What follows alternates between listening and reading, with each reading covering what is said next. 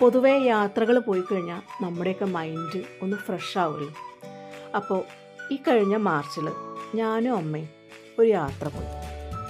കാശി, പ്രയാഗ്രാജ്, അയോധ്യ, ബുദ്ധഗയ എന്നിങ്ങനെയുള്ള സ്ഥലങ്ങളാണ് പോയത്. അപ്പോൾ ഞങ്ങളുടെ നാട്ടിലുള്ളൊരു ട്രാവൽ ഗ്രൂപ്പ് ഉണ്ട്, BDS എന്ന് പറഞ്ഞിട്ടുള്ളത്. അപ്പോൾ അവരാണിത് ഓർഗനൈസ് ചെയ്തത് കേട്ടോ.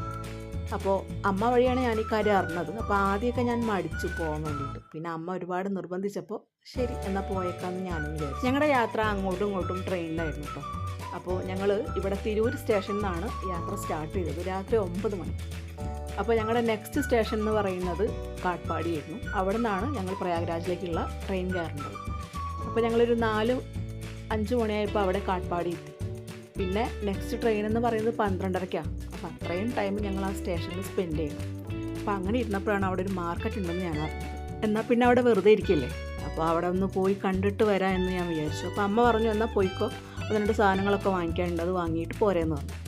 പിന്നെ ഞാൻ ഒറ്റയ്ക്കാണ് പോയത്. അപ്പോൾ അവിടെ ചെറിയ രീതിയിലൊക്കെ തിരക്ക് തുടങ്ങിയിട്ടുണ്ടായിരുന്നുള്ളൂ. ഒരു 7-8 മണിയാണ് സമയം.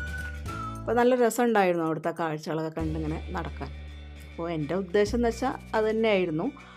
അപ്പോൾ അങ്ങനെ വായി നോക്കി കുറേ നടന്നു. ബിസിനസ് എന്ന് പറഞ്ഞാൽ തമിഴന്മാരെ കണ്ടുപിടിക്കണം കേട്ടോ. അവരൊക്കെ എന്ന് വെച്ചാൽ ഓരോരോ ഐറ്റംസൊക്കെയാണ് ഓരോരുത്തരും വിൽക്കാൻ വെച്ചിരിക്കുന്നത്.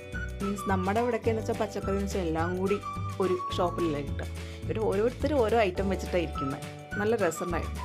അപ്പം ഞാൻ അനാറ്, മുല്ലപ്പൂ, അതുപോലെ കുറച്ച് സാധനങ്ങൾ വേറെയും വാങ്ങി തിരിച്ചു പോകുന്നു. അപ്പം ഞാനും അമ്മയും നടത്തുന്ന ഫസ്റ്റ് നോർത്ത് ഇന്ത്യൻ യാത്രയാണ് ഇത്.